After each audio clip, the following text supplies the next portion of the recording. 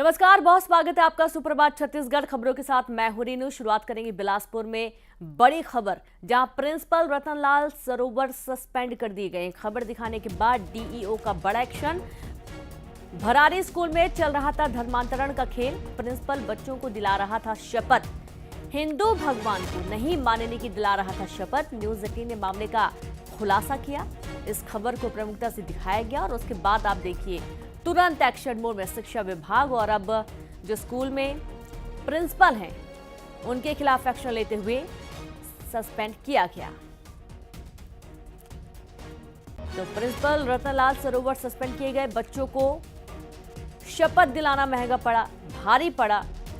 दरअसल वे हिंदू धर्म के देवी देवताओं को ना मानने की शपथ दिला रहे थे बच्चों को, और इस दौरान न्यूज 18 ने इस खबर को प्रमुखता से दिखाया। डीईओ ने कार्रवाई करते हुए प्रिंसिपल रतनलाल सरोवर को सस्पेंड कर दिया है। तो न्यूज 18 ने मामले का खुलासा किया था। बिलासपुर का दरअसल ये पूरा मामला है, जहां पर प्रिंसिपल बच्चों को हिंदू देवी देवता ना मानने की शपथ दिला रहे थे, और इसी दौरान इस वीडियो को न्यूज 18 की खबर ने प्रमुखता से दिखाया। और खबर का असर यह हुआ कि डीईओ जिला शिक्षा अधिकारी ने सस्पेंड कर दिया प्रिंसिपल को।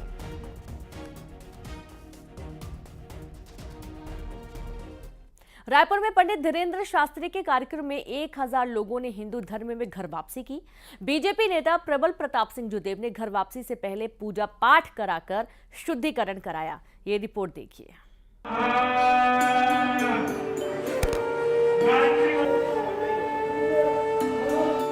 रायपुर में पंडित धीरेन्द्र शास्त्री की कथा में छत्तीसगढ़ में धर्मांतरित कर चुके कई परिवारों ने सनातन धर्म में वापसी की। बीजेपी नेता प्रबल प्रताप सिंह जुदेव के नेतृत्व में घर वापसी से पहले पूजा पाठ के जरिए शुद्धिकरण कराया। इस मौके पर बीजेपी नेता जुदेव ने कहा कि सनातन धर्म को टारगेट करने के लिए विदेश में षड्यंत्र हो रहा है। उन्होंने कहा कि धर्मांतरण से सामाजिक संतुलन पर भी असर पड़ता है। लालच देकर और गरीबों की मजबूरी का फायदा उठाकर धर्मांतरण करवाना गलत है। ये जो षड्यंत्रकारी शक्तियां हैं, ये प्लानिंग के माध्यम से धर्मांतरण करती हैं। सेवा के नाम पे सौदा, चंगाई माध्यम से इनका ब्रेन वॉश करते हैं। हिंदू देवी देवताओं के बारे में अपमानजनक बातें बोल करके इनको अपने धर्म से भटका करके ये धर्मांतरण करते हैं। लोकसभा चुनाव आने वाला है और हम ये धर्मांतरण को कम्प्लीटली इलीगल बनाएंगे। बहुत गंभीर ये समस्या है और इसको जड़ से हम उखाड़ फेंकेंगे। पंडित धीरेन्द्र शास्त्री लगातार धर्मांतरण कर चुके लोगों की घर वापसी करा रहे हैं। पिछले साल भी रायपुर में कथा के दौरान दूसरे धर्म के लोगों की घर वापसी उन्होंने करवाई थी। वहीं प्रबल प्रताप सिंह जुदेव अपने पिता के कामों को छत्तीसगढ़ में आगे बढ़ा रहे हैं। जुदेव भी आदिवासी समुदाय के लोगों की घर वापसी का अभियान चला रहे हैं। उनके पिता दिलीप सिंह जुदेव इसी तरह चरण पखार कर जनजाति समाज के उन लोगों की मूल धर्म में वापसी करवाते थे। Bureau report news 18 Madhya Pradesh Chhattisgarh. तो रायपुर में पंडित धीरेन्द्र शास्त्री की सभा में मुस्लिम परिवारों ने भी हिंदू धर्म अपना लिया। हिंदू धर्म अपनाने वाले शेख शमीम ने कहा कि हिंदू धर्म में आस्था थी, इसलिए सनातन धर्म अपनाया। शेख शमीम तो अब बबलू नाम से नई पहचान मिली है। तो वहीं हिंदू धर्म अपनाने वाले मोहम्मद अकबर ने कहा कि मैंने हिंदू धर्म अपना लिया है और किसी के दबाव में नहीं, यह आस्था का विषय है। धीरेन्द्र शास्त्री महाराज ने मुझे सत्यम नाम दिया है, अब मैं हिंदू धर्म का अनुसरण करूंगा। जय श्री राम, जय श्री राम, जय श्री राम। भगवान करे किसी की नजर न लगे। जो 21 परिवार यहाँ सामने बैठे हुए हैं, पूरा परिवार, ऐसे 1000 लोग बगल में बैठे हुए हैं। उन्होंने आज रायपुर के इस प्रांगण में बागेश्वर हनुमान जी को समक्ष मानकर श्री प्रबल प्रताप जुदेव के मार्गदर्शन में और उनके विशेष सहयोग से 1000 लोगों ने सनातन धर्म में घर वापसी की हुई है। बागेश्वर धाम की कथा में आके 1000 से ज्यादा लोगों ने घर वापसी की है। हमारे साथ हैं मुस्लिम समाज के शेख शमीम, उन्होंने हिंदू धर्म अपनाया है। उनसे बात करते हैं कि क्या किस चीज़ से प्रेरणा मिली है? आपने हिंदू धर्म अपना लिया है, प्रेरणा कहाँ से मिली हिंदू धर्म, सनातन धर्म अपनाने की? देखिए, मैं ये बोलना चाहूँगा, हम हिंदुस्तान में रहते हैं और हिंदुओं के बीच में हम काम करते हैं, उनसे हम पैसा भी कमाते हैं, उनसे हमको इज्जत भी मिलती है, तो क्यों ना हम उनमें चले जाएं। और हमारी मिसेस खुद हिंदू कास्ट की है, हमको कोई दिक्कत नहीं है। तो घर में क्या पूजा पाठ होता था, नमाज भी पढ़ते थे? मैं पहले सब पढ़ता था, लेकिन क्या है, अभी 15 साल से मेरे को मेरे किसी घर वाले ने नहीं पूछा, ना ही मेरे को शादियाँ हुई ना उसमें बुलाए, ना मेरे को सुख में पूछे ना दुख में पूछे। तो मैं अब मेरी मिसेस को मेरी बोली कि भाई अब हमको ये धारा में चले जाना चाहिए, जहाँ इंसान को सपोर्ट मिलेगा वो उधर ही जाएगा, चाहे किसी की भी बात हो। परिवर्तन क्या शादी के बाद आया कि उससे पहले भी हिंदू धर्म के प्रति झुकाव था आपका? हमारा तो भैया सभी धर्मों के प्रति झुकाव, हम किसी को गलत नहीं बोलते, है ना। अब मिसेस उस धर्म की है और घर वाले भी बोलते थे कि भाई ये अलग है। अब पिताजी भी, हमारा लड़का 7 महीने का था पेट से, तब हमको हटा दिया गया घर से। तो फिर हमने बोले कि चलो ठीक है, अब इधर उधर किराए से रहने लगे, अब आज मौका मिला है यहाँ आने का तो आ गए हैं। तो अब पहचान क्या होने वाला है आपका? अब हमारा पहचान जो पहले शेख शमीम के नाम से जानते थे, अब बबलू के नाम से जानेंगे।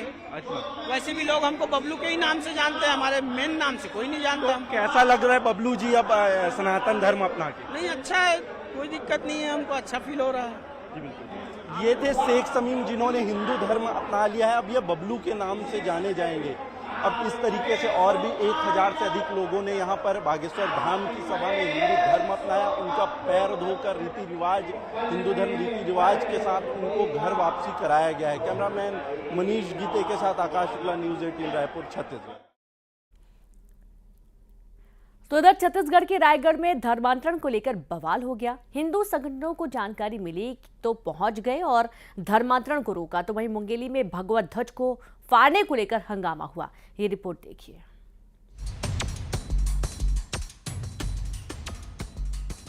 रायगढ़ शहर के सावित्री नगर में किराए के मकान में धर्मांतरण का मामला सामने आया, जिसकी भनक बीजेपी पार्षद, बीजेपी कार्यकर्ताओं, बजरंग दल को मिलते ही सभी मौके पर पहुंचे और विरोध किया, जिसके बाद जमकर मारपीट हुई। मामले की सूचना मिलते ही पुलिस तत्काल मौके पर पहुंचती है और धर्मांतरण करवा रहे कुछ लोगों को हिरासत में लिया गया। तो मुझे तुरंत सूचना प्राप्त हुई कि यहाँ पर धर्म प्रचार कार्यक्रम चल रहा है, तो मैंने तुरंत सीएसपी साहब को और जूट मिल टीआई को मैंने फ़ोन किया और वो लोग तुरंत उनके पहुंचने से पहले हम लोग 1-2 पार्षद और 8-10 कार्यकर्ता मिल के हम लोग जब यहाँ पहुँचे तो ऊपर में पूरा टीवी DVD सब चल रहा था और टोटल वहाँ पर जितने लोग थे 100% हिंदू लोग थे। उनका आधार कार्ड यदि वेरिफिकेशन कराया जाएगा तो 100% हिंदू ही निकलेंगे और उसमें से हमने पूछा गया तो वो लोग हिंदू हैं बोले और उनको पूरा ड्रेस पहनाकर उनके साथ यानी उनको प्रेयर कराया जा रहा था। 6-7 लोग थे बाहर के जो अपने कुछ धर्मग्रंथ का प्रचार प्रार्थना कर रहे थे, तो अभी उनको लेकर थाना जा रहे हैं और वहाँ पर पूछताछ होगी। पूछताछ के बाद जो भी पाया जाएगा उसके खिलाफ फिर उसके अनुसार से फिर कार्रवाई। मुंगेली के लोरमी में भगवा झंडे के अपमान को लेकर हिंदू संगठन के लोगों ने विरोध प्रदर्शन किया। घटना से नाराज लोगों ने डिंडोरी पुलिस चौकी का घेराव कर जमकर नारेबाजी की। सड़क पर रस्सी से बांधे गए भगवा झंडों को फाड़ने की करतूत सीसीटीवी में कैद हुई। कुछ असामाजिक तत्वों ने डीजे पर चढ़कर डिंडोरी गांव में लगे भगवा झंडों की रस्सी तोड़ दी, जिसका आरोप 6 युवकों पर लगा, जिसका स्थानीय लोगों ने ही विरोध किया। वहीं मामला बढ़ने पर पुलिस ने 2 लोगों को हिरासत में लिया है। Bureau report, news 18 Madhya Pradesh, Chhattisgarh.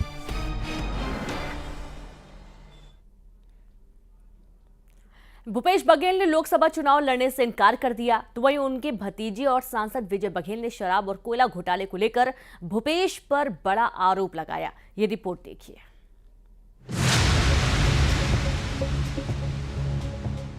पूर्व सीएम भूपेश बघेल ने लोकसभा चुनाव लड़ने से इनकार कर दिया। उन्होंने कहा कि मैं तो विधायक हूं, मैं प्रदेश भर में घूम घूम कर प्रचार करना चाहता हूं। मैं समझता हूं ये जिम्मेदारी मिलेगी तो ज्यादा अच्छा होगा। वहीं बघेल के चुनाव लड़ने के इनकार पर बीजेपी ने तंज कसते हुए कहा कि कांग्रेस के पास लोकसभा के लिए नेता नहीं है। कांग्रेस ने भूपेश बघेल को पर्यवेक्षक बना के बिहार भेज दिया।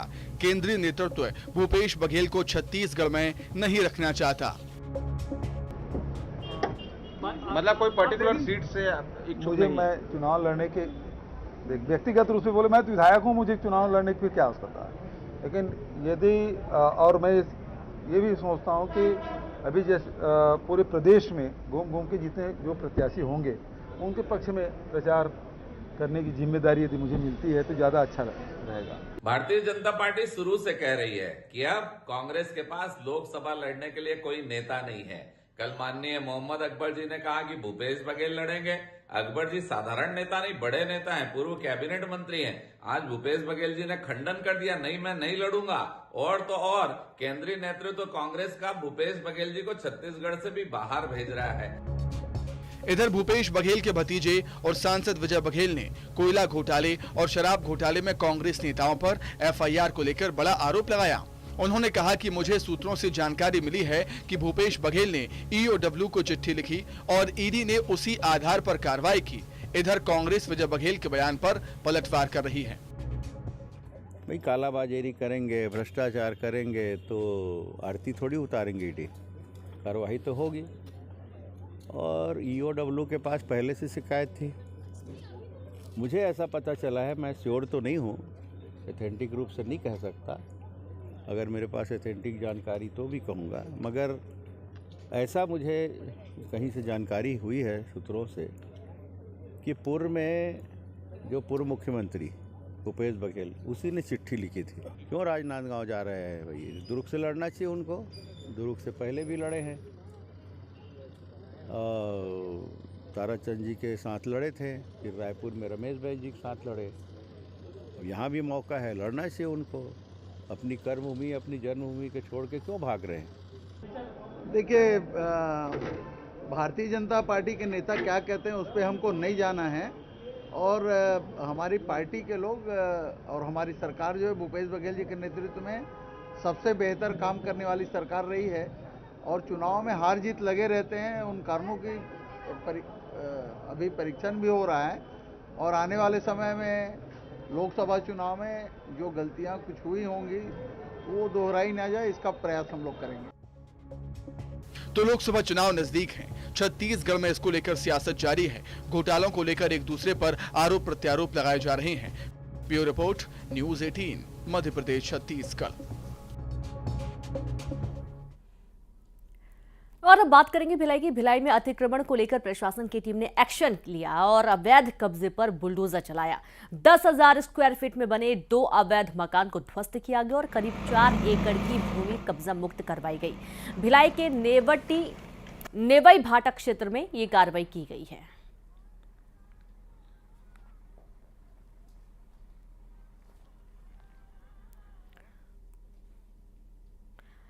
बच्चों का हक अधिकारी डकार गए। बस्तर के आदिवासी बालक छात्रावास में घोटाले का मामला सामने आया। ये रिपोर्ट देखिए।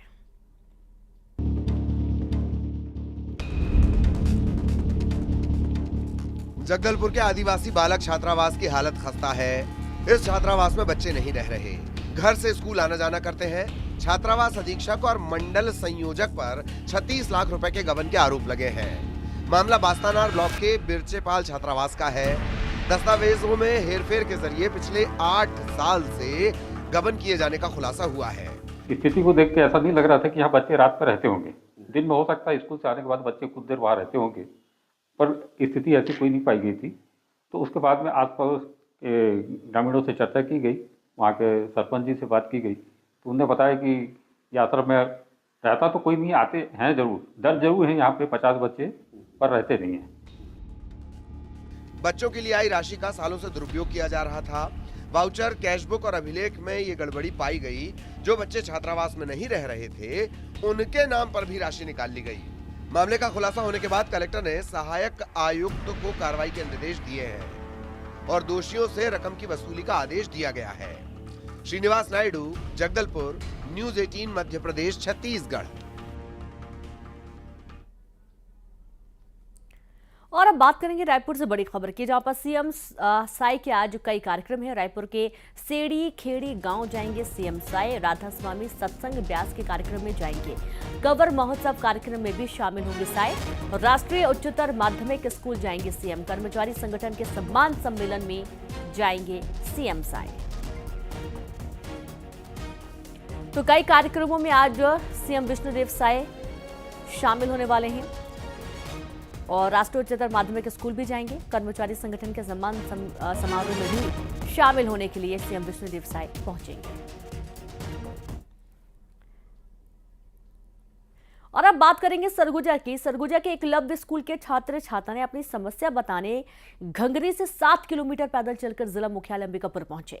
छात्रों ने हॉस्टल में अव्यवस्था, मनमानी और अधीक्षिका पर अभद्र व्यवहार करने का आरोप लगाया। ये रिपोर्ट देखिए।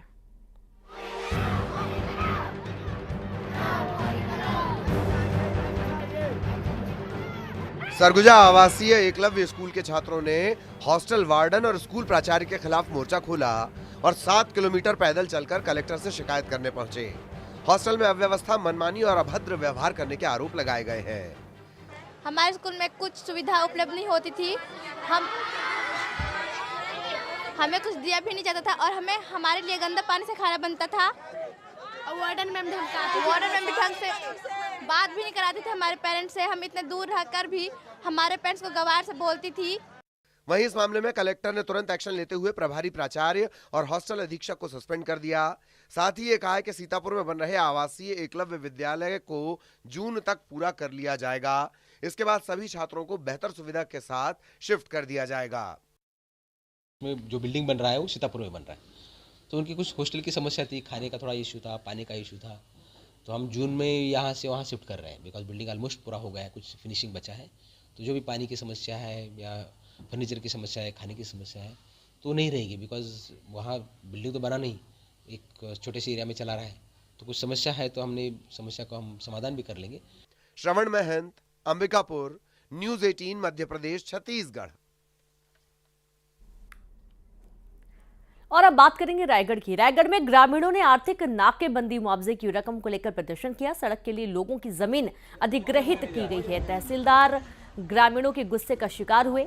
आर्थिक नाकेबंदी से लंबा जाम लग गया। लोगों को इससे काफी परेशानियों का सामना भी करना पड़ा। तस्वीरें देखिए, रायगढ़ का पूरा मामला है जहां ग्रामीणों ने नाकेबंदी कर दी और लोगों को इससे काफी परेशानी हुई। हमार में इस रोड का निर्माण हुआ पीडब्ल्यूडी के माध्यम से और शायद नवाट के माध्यम से बन रहा है, नवाट एडीबी बैंक से। और इसमें व्यवस्था थी कि जिसका जमीन जाएगा उसको सरकार के मुआवजा निर्धारित मापदंड के आधार पर दिया जाएगा। सन 2021 से बन रहा है ये रोड, कुछ बन चुका है, कुछ अधूरे हैं, कहीं पे छोड़ दिया गया है। रोड की गुणवत्ता भी ठीक से नहीं है और क्वालिटी क्वांटिटी दोनों खराब है। इस साल राजिम कुंभ शुरू होने में कुछ ही दिन बचे हैं और ऐसे में राजिम के लोग कुंभ मेले को नई जगह पर लगाने की मांग कर रहे हैं। और इसी सिलसिले में राजिम विधायक रोहित साहू, कलेक्टर दीपा अग्रवाल और जिले के आला अधिकारी पहुंचे। बता दें कि माघ पुन्नी से महाशिवरात्रि तक चलने वाला मेला त्रिवेणी संगम में होता आ रहा है। रायपुर शहर के वीआईपी रोड के चौराहे का लुक अयोध्या की सड़कों जैसा कर दिया गया। यहां के चौराहे पर राम की विशाल प्रतिमा लगाई गई है। साथ ही सड़क पर कुछ पोल भी लगाए गए हैं। पोल के ऊपर भगवान का चित्र भी बनाया गया है। अयोध्या में रामलला की प्राण प्रतिष्ठा तो हो गई, लेकिन भगवान राम के ननिहाल में इसकी खुमारी अब तक छाई हुई है। और इसी कड़ी में शहर के वीआईपी रोड के चौराहे का लुक अयोध्या की सड़कों से जो है वो कर दिया गया है। तस्वीर हम आपको वीआईपी रोड के सड़क पर दिखा रहे हैं और सड़क पर आप देख सकते हैं कि कुछ पोल आपको तस्वीर पर नजर आ रहे होंगे। इस पोल पर प्राचीन नक्काशी जो है वो की गई है। इसके साथ ही इस पोल के जस्ट ऊपर में आपको भगवान का चित्र भी जो है वो नजर आ रहा होगा। और इस पोल पर नक्काशी बिल्कुल वैसे ही की गई है जैसे प्राचीन मंदिरों के स्तंभ पर जो है की जाती है। और जैसे ही इस पोल और इस सड़क से आप सीधे आगे बढ़ते जाएंगे, आपको भगवान राम की सफेद कलर की प्रतिमा यहाँ पर नजर आएगी। और इस प्रतिमा के जस्ट सामने ही राम मंदिर है। साथ ही अब इस प्रतिमा के साथ साथ इस वीआईपी रोड की सड़क का नाम भी बदलकर भगवान राम के नाम पर रखने की तैयारी जो है वो की जा रही है। इस सफेद प्रतिमा में भगवान राम जो है वो धनुष लिए हुए खड़े हैं और इसके साथ ही इनके ऊपर का ये जो गेट है उसको धनुष की आकृति में जो है बनाया जा रहा है। और एक बेहद ही अच्छा माहौल अब भगवान राम की प्रतिमा के यहाँ पर लगने से इस रोड पर हो गया है। और जस्ट सामने राम मंदिर है, ऐसे में इस सड़क पर आप जैसे ही आएंगे माहौल जो है आध्यात्मिक सा हो जाता है। कैमरा पर्सन इमरान कुरैशी के साथ तनु वर्मा, न्यूज़ 18 छत्तीसगढ़, रायपुर। और चलिए अब देखेंगे टॉप 20 खबरें। बिलासपुर के